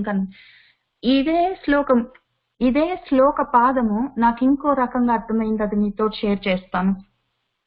అయితే ఏదో ఈ కరోనా వైరస్ అప్పటి నుంచి, అంటే ఈ జనవరి, ఫిబ్రవరి, మార్చ్ టైం ఫ్రేమ్ అనుకోండి, అంతకన్నా ముందు కూడా కొద్ది నాకు ఆరోగ్యం బాగాలేనప్పటి నుంచి నా కూతురు ప్రతిదీ రుద్ది తోమి ఇంక ఇల్లంతా క్లీనింగ్ అంటే క్లీనింగ్, ఇంక ఏది ముట్టుకొనేయడం అనేది లేదు. ఈ మధ్యన ఈ ఇయర్ లో ఈ కరోనా వైరస్ స్టార్ట్ అయినాక ఇంకా నా కూతురు మొదలు పెట్టింది ఈ మొత్తమే క్లీనప్ ప్రాసెస్. మా ఇంటి ముందు, మీరు కొంతమంది చూసారు, మా ఇల్లు అందరు చూడకపోయిండొచ్చు, కానీ మా ఇంటి ముందు తలుపు ఫ్రంట్ డోర్ దగ్గర నుంచి కొంత ఒక 6-7 feet వరకు, ఒక 8 feet 10 feet వరకు ఒక చిన్న ప్లేస్ ఉంటుంది. వెంకటేశ్వర స్వామి ఉంటాడు ఎదురుగా. ఆ మధ్యలో ప్లేస్ మొత్తం అది కార్డన్ ఆఫ్ చేసింది. ఏవైనా బయట నుంచి వస్తే అన్ని అక్కడ పెడుతుంది. కూరగాయలు కానివ్వండి, ఏదైనా సరే, న్యూస్ పేపర్లు, లేకపోతే మా ఇంటికి వచ్చే ఏవైనా సరే మెయిల్, ఏదైనా సరే, లెటర్లు ఏవైనా సరే అన్ని అక్కడే ఉంటాయి. అమెజాన్ నుంచి వచ్చిన, ఫెడెక్స్ నుంచి వచ్చిన అన్ని అక్కడే ఉంచి వాటిని క్వారంటైనింగ్ చేసి, అది తుడిచి రుద్ది అది మంచిది అని చెప్పి అది ఇంట్లోకి తీసుకొస్తేనే నేను దాన్ని ముట్టుకోవాలి, వాడాలి, లేకపోతే లేదు. ఏదైనా సరే ఆ లెవెల్లో ఉంటుంది మా ఇంట్లో. అసలు ఆ ఏరియాకి నన్ను పోనివ్వదు, ఏది నన్ను ముట్టుకోనివ్వదు, ఏది అక్కడికి వెళ్ళి తీయడానికి వీల్లేదు. అందులో పైగా ఆ ఏరియా దాని రూమ్ ముందు ఉంటుంది. ఒకవేళ ఎప్పుడైనా నేను అక్కడ కూరగాయలో, పప్పో, బియ్యమో ఏదైనా ఉంటే అక్కడ తీయడానికి వెళ్తే ఆ శబ్దం విని వచ్చేస్తుంది, ఎందుకు ముట్టుకుంటున్నావు అని చెప్పి. సరే, అంతవరకు ఒక లెవెల్లో ఉంది. అదే తట్టుకోలేకుండా ఉన్నాను నేను. అది పైగా బయట నుంచి, ఇంటి నుంచి వెళ్ళి బయట నుంచి వచ్చిందంటే మాత్రం బట్టలను తీసి ఆడ పక్కన పెట్టేయడం, స్నానం చేయడం, అది స్నానం చేసిన దాకా ఏ వస్తువు మళ్ళీ ముట్టుకోకపోవడం, అట్లా ఉంటుంది. నిన్న 2-3 రోజుల కింద చూశాను నేను అటు సైడ్ నుంచి వెళ్తున్నాను, అది బయట నుంచి వచ్చింది, కూర పాలు ఏమో తీసుకొచ్చింది, నన్ను తగలనియట్లేదు. నేను అటు నుంచి వస్తుంటే అది పక్కన ఒక పెద్ద రౌండ్ సర్కిల్ వేసి పక్క నుంచి వెళ్ళిపోయింది. అది నేను స్నానం చేసి వచ్చాక మాట్లాడదామమ్మా అని చెప్పి తగలలేదు నన్ను. అప్పుడు నాకు ఒక విషయం అర్థమైంది. ఓహో, ఇందుక మడి అని చెప్పి ఆచారాలు పెట్టింది ఇందుక అని నాకు అర్థమైంది కనెక్షన్. ఇప్పుడు మనం కరోనా వైరస్ కే ఇంత జాగ్రత్తగా ఉంటున్నాము. తుడుచుకున్నదే తుడుచుకుంటాం, కడుక్కున్నదే కడుక్కుంటాము, ఒకళ్ళనొకళ్ళని తాకము, అందరికి దూరంగా ఉంటాము, సోషల్ డిస్టెన్సింగ్ మెయింటైన్ చేస్తాము. ఏది తొందరపడి గబక్కన తీసుకొని నోట్లో పెట్టుకోవడం అట్లాంటివి చెయ్యము. చూసుకొని జాగ్రత్తగా ఉంటాము. ఎందుకు ఇవన్నీ అనుకుంటే తెలుస్తూనే ఉన్నది ఇంతకు ముందు. మరి ఇప్పుడు కరోనా వైరస్ కే ఇట్లా ఉంది అంటే అప్పుడెప్పుడో పాత కాలంలో ఇంత మనకి అవకాశాలు కూడా లేవు, ఇంత మందులు కూడా లేవు. ఆ ఉన్న కొద్ది మాత్రం మందులు ఆయుర్వేదం అట్లాంటివి స్లోగా పనిచేస్తాయి. అప్పుడు మసూచి గాని ఏవైనా సరే పోలియో గాని ఏదొచ్చినా ఊళ్ళు ఊళ్ళు మొత్తమే నేలమట్టం చేసేసినాయి అప్పట్లో వచ్చిన అన్ని రకాల జబ్బులు. కాబట్టి ఏదెక్కడి నుంచి వస్తుందో తెలియదు. అందుకని వంట చేసేవాళ్ళు స్పెసిఫిక్ గా మడిగట్టుకొని ఏది ముట్టుకోకుండా ఎవరి వంట చేసే టైంలో దగ్గరకు వస్తే దగ్గర రావద్దు దూరంగా ఉండని ఎందుకంటానంటే మరి ఎక్కడ పిల్లలు ఒకవేళ బయట ఆడుకొని వస్తే ఎక్కడ ఆడుకొని వచ్చావు బట్టలన్నీ అక్కడ పెట్టి స్నానం చేసి తర్వాత లోపలికి రా అని చెప్పి ఎవరైనా బయట నుంచి వచ్చిన వాళ్ళు ఉంటే కాళ్ళు చేతులు కడుక్కొని రండి అని చెప్పి ఆ తర్వాతే వాళ్ళ ఇంట్లోకి వచ్చి ఆ రకంగా అంత జాగ్రత్తగా అంత నిష్టగా అంత మడితోటి ఎందుకున్నాము అంటే మరి కొంచెం అటు ఇటు చూసుకుంటే జాగ్రత్త లేకపోతే ఇంత అవకాశాలు లేవు, ఇంత గబగబా 2-3 నెలల్లో గబగబా ఇంత టెక్నాలజీ ఉండి ఇంత మంది దాని మీద పనిచేస్తూ ఇన్ని డబ్బులు మిలియన్స్ ఆఫ్ డాలర్స్ అందులో గుమ్మరించి ఇటు బిల్ గేట్స్ దగ్గర నుంచి అక్కడ డాక్టర్ ఫౌచి నుంచి అటు నుంచి NIH నుంచి ఎంత మంది ఎన్ని రకాలుగా సపోర్ట్ చేస్తుంటే కూడా ఇన్ని నెలలు పట్టింది ఆ వ్యాక్సిన్ కనిపెట్టడానికి. ఇంకా అది మన దాకా రావడానికి కొన్ని నెలలు పడుతుంది. ఆ కాలంలో ఇంత కూడా లేదు. మరి ఎవరి జాగ్రత్తలో వాళ్ళు ఉండొద్దా? దగ్గరికి రావద్దు, టచింగ్ చేయొద్దు, ముట్టుకోవద్దు అని. ఎవరైనా చచ్చిపోతే వాళ్ళు ఏ జబ్బు వల్ల పోయారో తెలియదు. కాబట్టి ఒకవేళ ఏదన్నా దాని వల్ల పోతే మళ్ళీ అక్కడ వెళ్ళొచ్చిన వాళ్ళకి వస్తుందని చెప్పి మళ్ళీ శౌచం అంటూ వాళ్ళ ఇంటికి వాళ్ళ ఇంట్లో కూడా వాళ్ళని వంట చేసుకొనివ్వరు. ఎవరైనా తీసుకొని వచ్చి ఇస్తారు. ఎందుకంటే ఏముందో తెలియదు మనకు అక్కడ పరిస్థితి. కాబట్టి ఎవరైనా ఇంటికి వచ్చినా కూడా ఆ సమయంలో ఎవరింట్లో ఎవరైనా వెళ్ళిపోతే ఇంటికి వెళ్ళిన వాళ్ళు మళ్ళీ వాళ్ళ ఇంటికి వాళ్ళు వెళ్ళగానే మళ్ళీ బట్టలను తీసి బయట పెట్టి స్నానాలు చేసేవన్నీ ఎందుకంత జాగ్రత్తగా ఉంటారంటే తెలియదు. మరి ఊళ్ళు మొత్తమే తుడిచిపెట్టుకొని పోయే పరిస్థితులు ఉన్నప్పుడు ఎవరి జాగ్రత్తలో వాళ్ళు ఉంటారు. ఆ ఉన్న జాగ్రత్త ఇటు మడిగా అటు శౌచంగా ఎవరైనా వెళ్ళిపోయినప్పుడు శౌచంగా ఇంకా అది పైగా పని చేసేవాళ్ళు. ఇప్పుడు మా ఇంట్లో ఇంతకు ముందు 2 వారాలకు ఒకసారి పనమ్మాయి వచ్చి మొత్తం ఇల్లంతా క్లీనింగ్ చేసిపోయేది. కొన్ని నెలల నుంచి నా కూతురు ఎవరిని రానియట్లేదు. పని వాళ్ళ ఇంట్లోకి వచ్చేది లేదు. చిన్నవి పెద్దవి రిపేర్లు ఏమైనా ఉంటే నేను చేస్తాను, అది చేస్తాను లేకపోతే లేదు అవి అట్లా ఉంటాయి. పని వాళ్ళను ఇంటికి రానియట్లేదు. ఆ కాలంలో కూడా పని వాళ్ళని ఇంట్లోకి రానియక చివరికి ఏమైందంటే అది అన్టచబిలిటీకి వెళ్ళిపోయింది. ఇటు మడి, వంట దగ్గర మడి, ఆ తర్వాత ఎవరైనా వెళ్ళిపోయినప్పుడు శౌచము అంటూ ఇటు అదే ఆ వెళ్ళిపోయినప్పుడే కాదు పుట్టినప్పుడు కూడా మళ్ళీ అదే అంటూ శౌచం మళ్ళీ ఇటు సైడ్ ఏమో మనకి ఈ అంటరాంతరం. ఎందుకంటే పని చేసే వాళ్ళు బయట ఎక్కడెక్కడ తిరిగి వస్తారో, ఎవరిళ్ళకి వెళ్ళి వస్తారో, ఎవరిని ముట్టుకొని వస్తారో అని చెప్పి మళ్ళీ మన ఇంటికి వస్తే మనకి భయం. ఇవన్నిటి వల్ల ఇన్ని రకాలుగా ఈ ఉన్న పనులన్నీ అవసరానికి ఒక ఆరోగ్య పరిరక్షణకి సాంఘికమైన కట్టుబాటుగా అది తయారై ఆచారం కట్టుబాటై అది తర్వాత జ్ఞానం పోయింది, ఉత్త కర్మ మిగిలింది. అందులో మొత్తమే ఉత్త కర్మ మిగిలిపోయింది. అది ఇంకా ముట్టుకోకు తాకకు మడి ఆ అంటరాంతనము అన్టచబిలిటీ దగ్గరికి ఆగిపోయింది అది. ఎందుకంటే ఆ జ్ఞానం ఎందుకు అది అక్కడ ఎక్కడ స్టార్ట్ అయింది అన్న విషయం తెలియదు. మరి దానికోసం ఎవరో వీరేశలింగం పంతులు గారు లాంటి వాళ్ళందరూ బయలుదేరి ఉద్యమాలు అవన్నీ చేసి ఏదో మన జాషువా గారు లాంటి వాళ్ళు ఎంతో తంటాలు పడాల్సి వచ్చింది. ఎందుకంటే జ్ఞానం జారిపోయింది, ఉత్త కర్మ మిగిలిపోయింది. ఇప్పుడు ఏమవుతుందంటే దానికి ప్రాబ్లం ఏమంటే ఈ ఇనిషియల్ గా ముందు గవర్నమెంట్స్ చెప్తాయి ముట్టుకోవద్దు, సోషల్ డిస్టెన్సింగ్ చెయ్యండి, చేతులు కడుక్కోండి, ఎవరిని ఇంటికి రానియకండి, మీ సొంత ఫ్యామిలీ అయినా సరే పండగలైనా కూడా దూరంగా ఉండండి, ఇంటికి రానియకండి అని చెప్పి పెద్ద గ్రూప్ గ్యాదరింగ్స్ పెట్టుకోకండి అని ముందు గవర్నమెంట్ చెప్తుంది. గవర్నమెంట్ మాట కొంతవరకు భయపడతారు, వింటారు.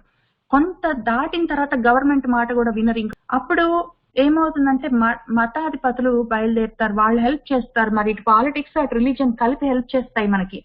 అప్పుడు రిలీజియన్ వాళ్ళు కూడా పీఠాధిపతులు మఠాధిపతులు వాళ్ళందరూ చెప్తారు, లేదు అట్లా చేయకూడదు, జాగ్రత్తగా ఉండండి, పండుగ అయినా సరే గుడికి వెళ్ళాలంటే జాగ్రత్తగా వెళ్ళండి, అందరు కలిసి కూర్చోకండి, అన్ని వాళ్ళు చెప్పినవన్నీ వాళ్ళు చేస్తారు. అవైనా కొంత దూరమే వెళ్తాయి. ఆ తర్వాత ఒకవేళ ఇంత చేసిన గవర్నమెంట్ చెప్పిన పాలిటిక్స్ అటు రిలీజియన్ చెప్పిన వినకపోతే చివరికి ఏమవుతుందంటే మళ్ళీ ఎప్పటికో ఒకప్పటికి ఈ రకంగా అందరూ పిట్టుకు అని చెప్పి పిట్టలు రాలినట్టు రాలిపోతే ఎప్పటికో ఒకప్పటికి మనకే మన మనసులో సొంతంగా భయం బయలుదేరి అమ్మో తగలొద్దు బబుల్లో ఉన్నట్టు పాడ్లో ఉన్నట్టు ఉంటాము. ఉండి ఏమవుతుందంటే అది ఆ జ్ఞానం ఎప్పుడు పట్టుకొనే ఉండాలి. ఆ కర్మ ఎందుకు చేస్తున్నాం, ఎవరిని ఇంటికి రానియము, ఎక్కడికి పోము, ఇంటికి రాగానే స్నానాలు చేస్తాము, బయట నుంచి రాగానే అవన్నీ ఎందుకు అన్న విషయం జ్ఞానంతో కలిసి కర్మ ఉన్నంత వరకు పర్వాలేదు. లేకపోతే ఏమవుతుంది, కొన్ని జనరేషన్స్ అయిపోయినాక ఈ భయము ఆ తర్వాత ఇంకా విషయం ఎందుకో, ఏ కరోనా వైరస్ వచ్చిందిట అప్పుడు ఈ రకంగా ఉందిట ఆ విషయం మర్చిపోతే ఇంక ఈ అన్టచబిలిటీ ఒకటి బయలుదేరుతుంది. ఇంకా అది అక్కడ మిగులుతుంది అనమాట. ఉత్త కర్మ మిగులుతుంది. అప్పుడు ఇంకా లోపల ఏం ఉండదు, డొల్ల. అప్పుడు ఊరికే పైన పటారం ఉంటుంది, లోనంతా లోటారం ఉంటుంది. ఇది పోనీ కరోనా వైరస్ గురించి ఏదో అశౌచం గురించి ఆలోచిస్తే అనిపించింది. ఇంక ఇటు సైడ్ చూద్దాం, మనం మంచి సైడే చూద్దాం కదా. ఏదో ఒక పిల్లాడు ఉన్నాడు, వాడు కష్టపడి చదువుకున్నాడు. చదువుకోవడం కోసం అని చెప్పి వాడు ఓకే ఇది పెద్ద ఈవెంట్, వాడు చదువుకోవడం మొదలు పెడుతున్నాడు, ఒక మేజర్ మైల్ స్టోన్ కాబట్టి ఉపనయనం చేసి, అది కూడా ఉపనయనం ఎందుకు, నయనము అంటే కన్ను, ఉపనయనం అంటే అడిషనల్ కన్ను, జ్ఞానం అనే 3వ కన్ను వస్తుంది వీడికి. ఇన్నాళ్ళు 2 కళ్ళతోటి చూశాడు, ఇప్పుడు వాడు జ్ఞానం కలుగుతుంది కాబట్టి ఉపనయనం. పోనీ ఇంకో రకం నుంచి చూద్దాము, నయనము అంటే నడిపించడము, వాడిని చక్కగా మంచి మార్గంలో నడిపించడానికి కావాల్సిన జ్ఞానం, అది సాధించడం కోసం వాడు ఈ చదువు మొదలు పెడుతున్నాడు. దానికి ఆ ఈవెంట్ పేరు, ఆ మైల్ స్టోన్ పేరు ఉపనయనము. చేసుకున్నాక వాడు ఏదో గ్రాడ్యుయేట్ అవుతాడు 16, 17, 18, 20, 19 ఇయర్స్ ఎప్పటికొప్పటికి. గ్రాడ్యుయేట్ అయినప్పుడు ఏమవుతుందంటే వాడికి గ్రాడ్యుయేషన్ వాక్ ఉంటుంది కదా, ఏదో స్నాతకోత్సవం చేస్తాము, వాడు గ్రాడ్యుయేట్ అయ్యాడని పట్టా ఇస్తాం వాడికి, వాడు పట్టా పుచ్చుకొని ఇంటికి వెళ్తాడు. అమ్మయ్య వాడు పాస్ అయ్యాడు, గ్రాడ్యుయేట్ కూడా అయ్యాడు, ఇంక ఉద్యోగం గ్యారంటీగా వస్తుంది. కానీ సరే పిల్లాడిని పట్టుకొని పెళ్లి చేద్దామని చెప్తారు అని చెప్పి వాడికి ఏదో పెళ్లి చేస్తారు కదా. ఇప్పుడేమి, వాడు చదువుకోవడానికి ఒక ఉపనయనం, చదువుకోవడం మొదలు పెట్టాలి. తర్వాత వాడికి గ్రాడ్యుయేషన్ అయింది, స్నాతకోత్సవం. ఆ తర్వాత పిల్లని చూసారు, పెళ్లి చేశారు. ఇప్పుడు ఏమైందంటే ఈ జ్ఞానం పక్కకి వెళ్ళిపోయి పెళ్లి చేయాలంటే స్నాతకం ఉంటుంది ఒకటి యాక్టివిటీ, ఊరికి కర్మ. యాక్చువల్ గా ఆ స్నాతకోత్సవము అంటే గ్రాడ్యుయేషన్ సెరమనీ అన్న విషయం పక్కకి వెళ్ళిపోయి స్నాతకం అని ఒకటి చేస్తారు. ఆ తర్వాత దానికన్నా ముందు ఏదో ఒకటి అవసరంగా, పెళ్లి చేసుకోవాలంటే ఉపనయనం కావాలి, మరి ఏదో లేకపోతే వాళ్ళు కష్టం అవుతుంది పెళ్లి చేయడం కాబట్టి బలవంతంగా ఒక ఏదో పిల్లాడికి ఉపనయనం చేయడం, ఇవాళ సాయంత్రమో ఇవాళ మధ్యాహ్నం ఉపనయనం చేయడం, రేపు పొద్దున స్నాతకం చేయడం, సాయంత్రానికి పెళ్లి. ఆ టైంలో ఏమైందంటే ఈ జ్ఞానం ఎందుకు చేస్తున్నాం అన్న విషయాలు పక్కకు పోయి ఉత్తకర్మ మిగిలిపోయింది.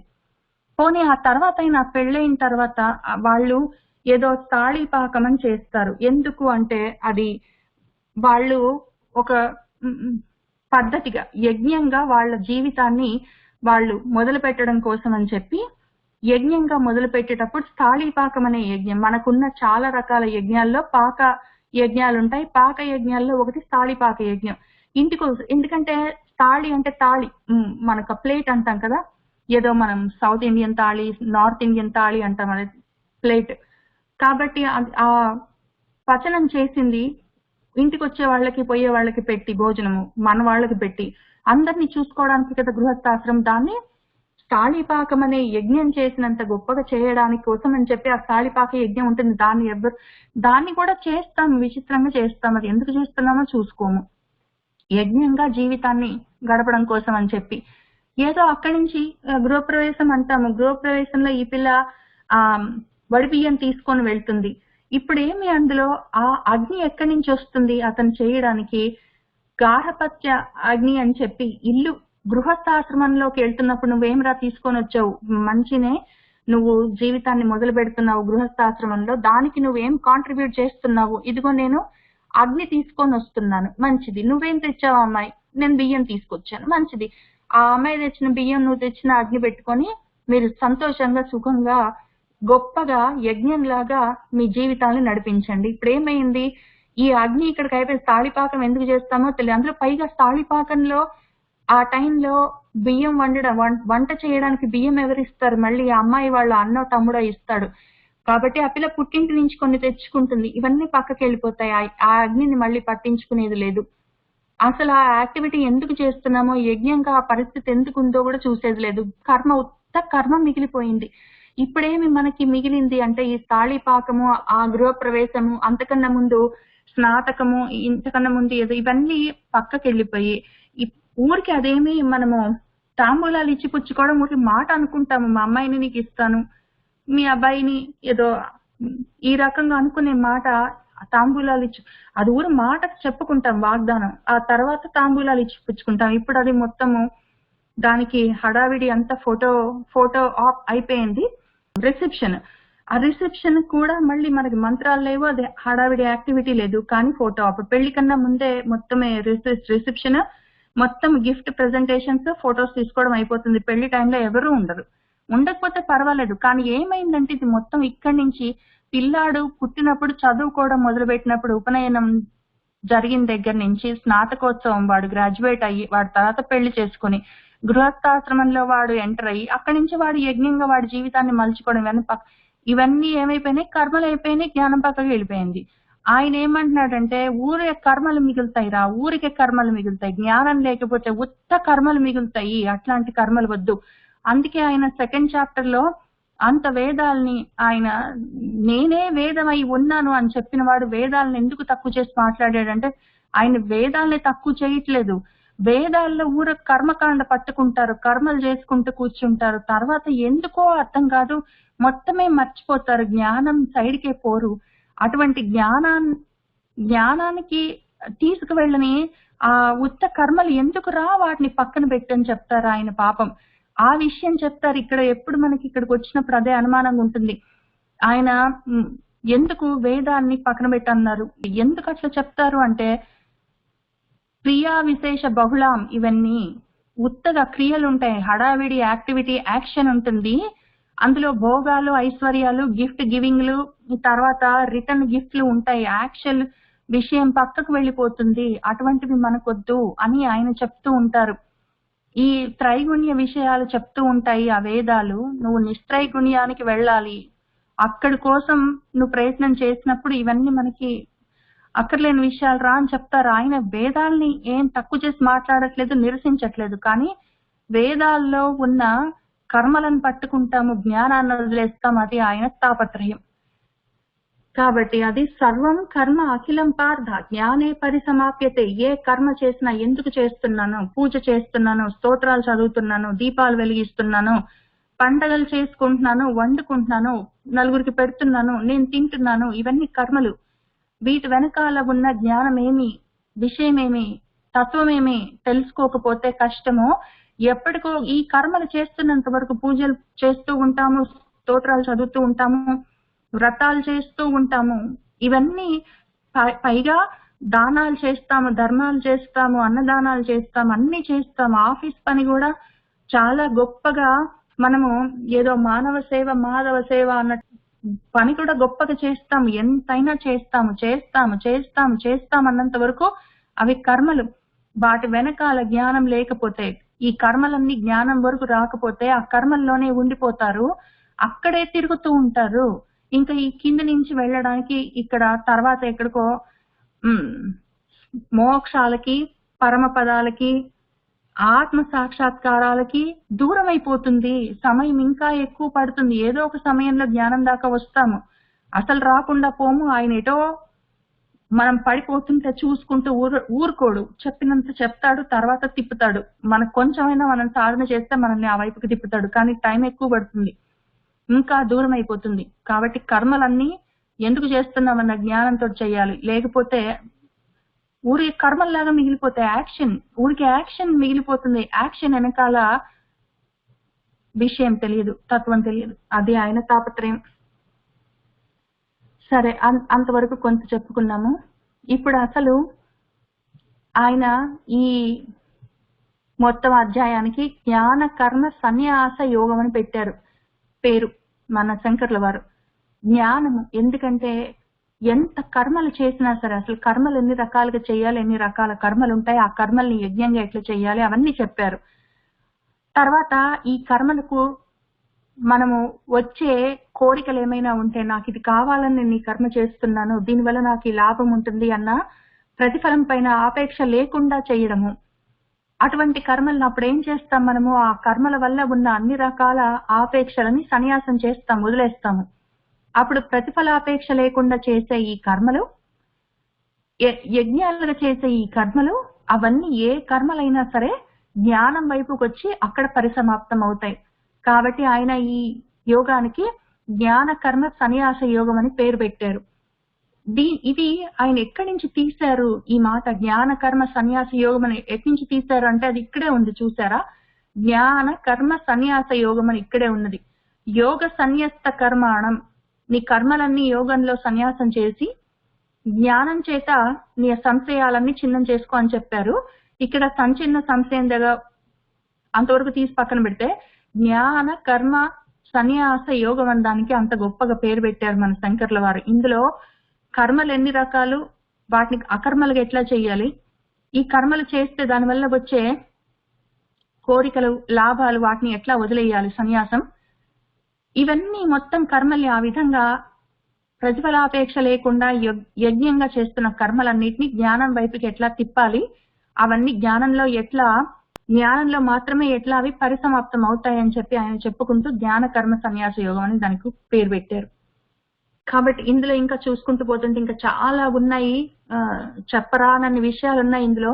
నేను ఇంకా 2-3 పేజీలు రాసుకున్నాను నోట్స్, అందులోకి మొత్తానికి వెళ్ళట్లేదు వాటికి, ఇక్కడికి ఆపుతాను. కాక ఇంకొకటి చూసుకుందాం ఫైనల్ గా.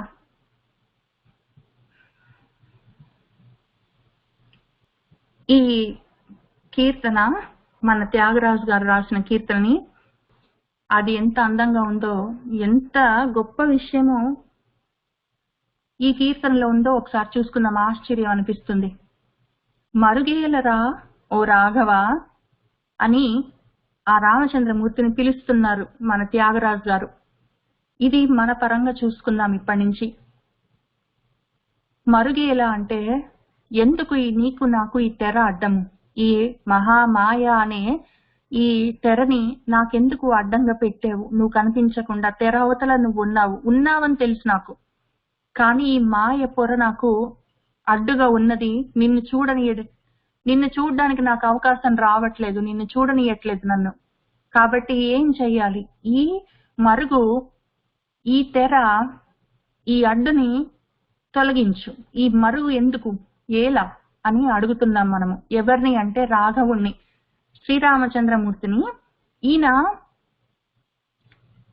రామచంద్రమూర్తి అన్నప్పుడు ఆయన రమింప చేసేవారు, పరబ్రహ్మంలో రమింప చేసే తండ్రి రామచంద్రమూర్తి అని మనం చెప్పుకున్నాము.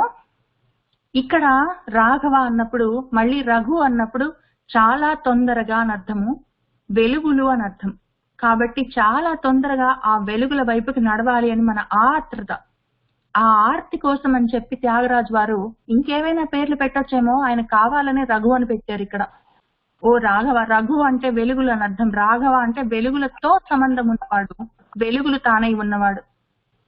కాబట్టి వెలుగులతో సంబంధం ఉన్నవాడు, వెలుగులు తానై ఉన్నవాడు మన రఘురామచంద్రుడు, రాఘవుడు. తొందరగా కావాలి ఆయన మనకి, ఆయన వెలుగులు మన పైన తొందరగా ప్రసరించాలి, అది మన కోరిక. దానికి ఎందుకో ఇది ఏంటో అర్థం కాకుండా ఒక తెర ఉన్నది, ఆయన తెర మరుగై ఉన్నారు. మనకు అది ఆర్తితో ఉంటున్నాం మనం, అది ఎట్లయినా తొలగించుకోవాలి, మనం చేసే తాపత్రయం మనం పడుతున్నాము, అయినా అది పోవట్లేదు, ఏం చెయ్యాలి, అది మన బాధ, మన ప్రాబ్లం. దానికి ఏమైందంటే మనం సాధన చేశాము, మనకి కోరిక ఉన్నది, మనం ఊరుకునే ఉండం కదా, చాలా సాధన చేశాము, చాలా చేసి మనం ఆయనకే చెప్తున్నాం విసుగొచ్చి, ఇదిగో రాఘవ మరుగేల, ఎందుకయ్యా ఈ తెర నాకు అడ్డము, నువ్వు ఇంకా నాకెందుకు కనిపించట్లేదు, నువ్వు చరాచర రూప పరాత్పర సూర్య సుధాకర లోచన, ఈ విషయాలన్నీ నాకు అర్థమయ్యాయి కదా. అచరంగా అన్ని రూపాలుగా ఉన్నది నువ్వే, ప్రకృతి మొత్తం నిండిపోయి ఉన్నది నువ్వే అని నాకు అర్థమైంది. ఈ చరించే ప్రాణులుగా, కదిలే ప్రాణులుగా, అచరంగా కదలకుండా అచలంగా స్థాణువుగా ఉన్నవి నువ్వే, అంతా నువ్వే ఉన్నావు, చరాచర ప్రపంచం అంతా నువ్వే, చైతన్య జడాత్మక రూపాల్లో ఉన్న అన్ని రకాల విషయాల్లో ఉన్నది నువ్వే అన్న విషయం నాకు తెలుసుకున్నాను కదా, నాకు తెలిసింది కదా. నువ్వు పరాత్పరుడివి, ఇన్నిట్లలో ఉండి మొత్తమే చరంగా అచరంగా ఉన్న ఇన్ని రూపాల్లో నిండి ఉండి వీటన్నిటికీ పరంగా ఉండి ఆ పరానికి కూడా పరంగా ఉన్నావు, ఆ విషయం కూడా నాకు తెలిసింది. నేను కష్టపడి ఆ పురుష సూక్తం చదువుకున్నాను, అందులో తెలిసింది ఒక్క పావు వంతుతో నువ్వు మొత్తం ఈ బ్రహ్మాండాల్ని సృష్టించావు, మిగిలిన 3 వంతులు ఇంకా ఉన్నది, అంతటి మూర్తి అని నాకు అర్థమైంది కదా. ఆ మూర్తి అంటే రూపాన్ని మించి ఉన్న తత్వం నువ్వని నాకు అర్థమైంది కదా. ఇంకేమయ్యా, పైగా నువ్వు సూర్య సుధాకర లోచన, ఒక సైడ్ సూర్యుడిగా, ఒక సైడ్ సుధాకరుడిగా చంద్రుడిగా, ఒక సైడ్ సూర్యుడిని ఒక సైడ్ చంద్రుడిని నీ లోచనాలుగా పెట్టుకున్నావు అంటే నీ విరాట్ స్వరూపంలో నీ కళ్ళే ఈ బ్రహ్మాండాన్ని నడిపించే సూర్యుడు చంద్రుడు అయితే నీ మిగిలిన మొత్తం శరీరం ఎంత ఉంటుందో నీ విరాట్ విగ్రహము నేను ఊహించుకున్నాను కదా. మొత్తం నా కళ్ళ ముందు కనిపిస్తున్న చరాచర రూపమంతా నువ్వే అని తెలుసుకున్నాను. ఈ రూపాలన్నిటికీ లోపల వెలుపల ఆ పైన ఉన్నది కూడా నువ్వే, పరాత్ పరము అని తెలుసుకున్నాను. ఎంతటి నువ్వు విరాట్ పురుషుడివి అంటే నీ కళ్ళు సూర్యుడు చంద్రుడు అయితే నీ మిగిలిన శరీరం ఎంత అయి ఉంటుంది అని చెప్పి నేను మనసులో ఆలోచన చేసుకున్నాను. అంతా తెలుసుకున్నాను కదా అయ్యా, నీ గురించి మొత్తం తత్వం తెలిసింది కదా నాకు. ఎందుకు మరి నువ్వు నాకు కనిపించట్లేదు? నేనేం తక్కువ చేశాను? ఎందుకు నువ్వు నాకు మరుగై ఉన్నావు?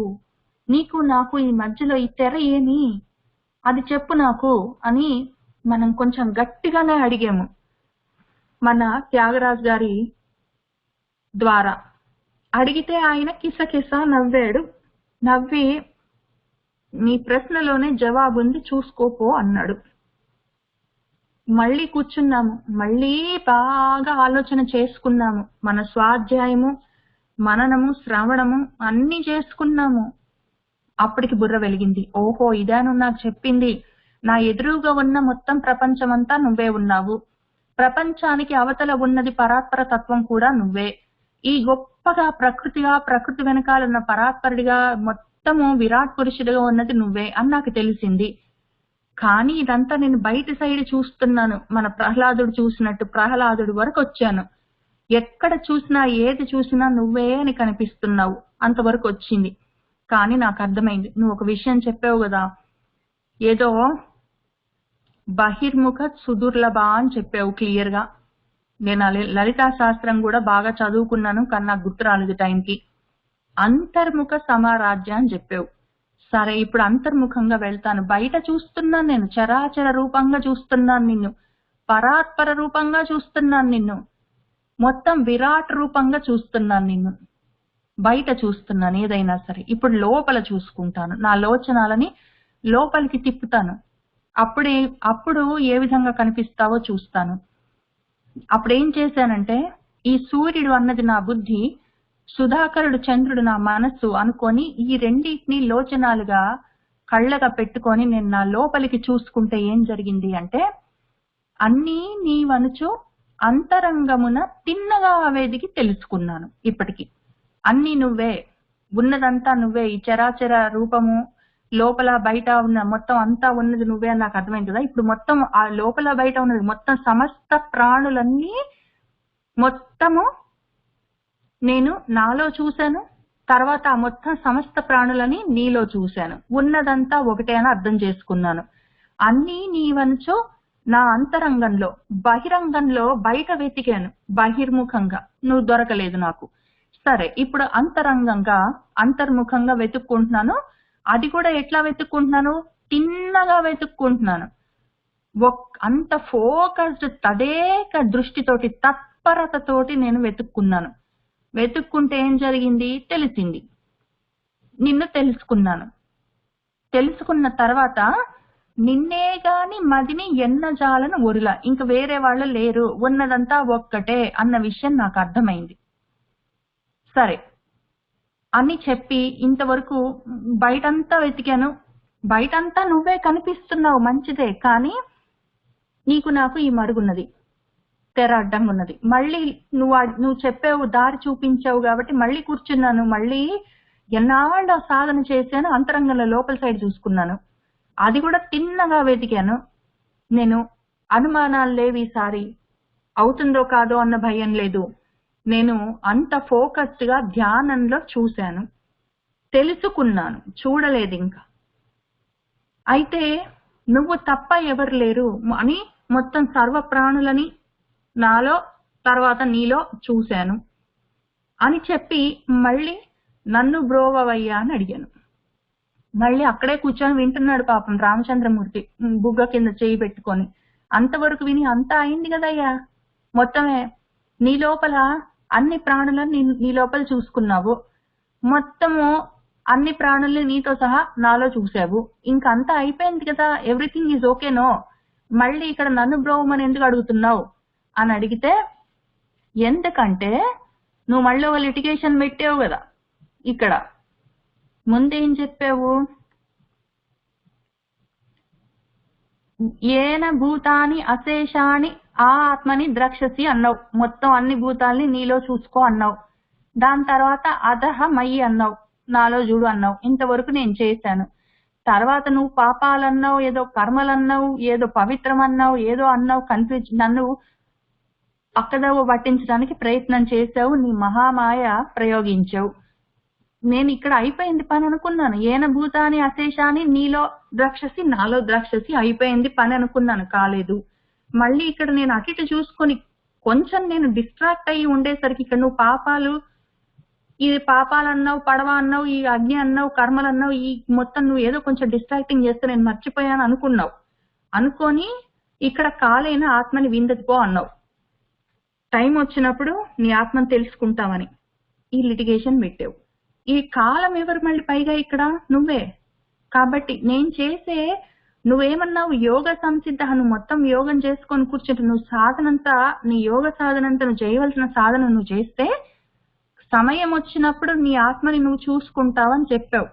ఈ కాలం ఎవరు మళ్ళీ నువ్వే.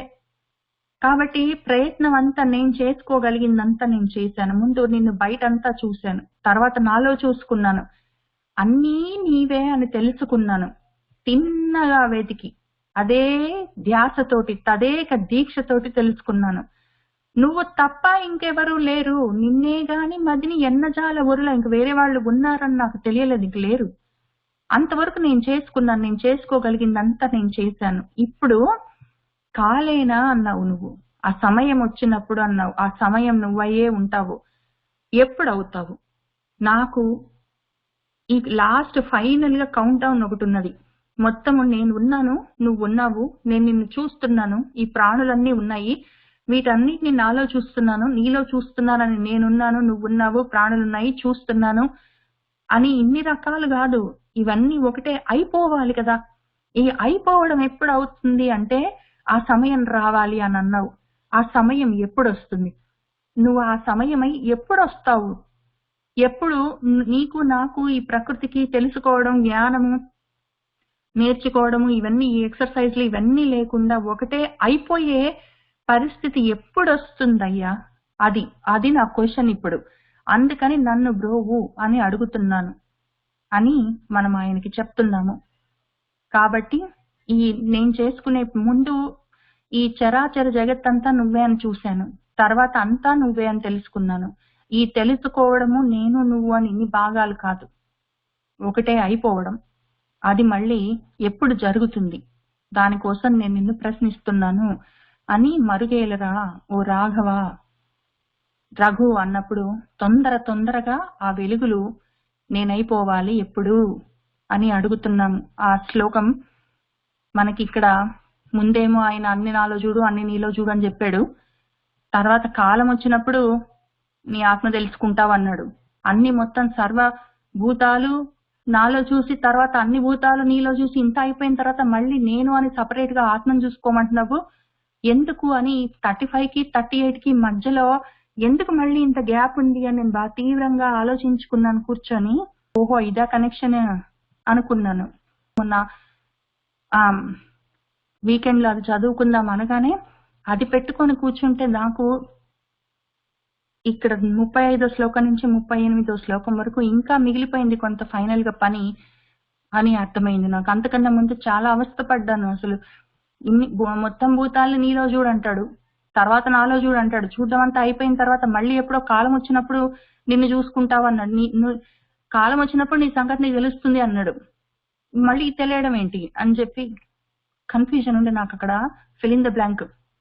అసలు విషయం తెలియాలి. నిజంగా నేను నా ఆత్మని చూసుకోవడానికి సమయం, ఇంకా టైం రాలేదు, ఇంకా కాలం రాలేదు, ఆ సమయం రాలేదు. కానీ అసలు ఎంత దూరం వెళ్ళాలనైనా తెలియాలి కదా. దానికి మన త్యాగరాజ్ గారి ఈ కృతి హెల్ప్ చేసింది. ఆ బ్రిడ్జ్, ఆ ఆలోచనలో నాకున్న గ్యాప్ ని బ్రిడ్జింగ్ చేయడానికి. సర్వం శ్రీకృష్ణార్పణమస్తు.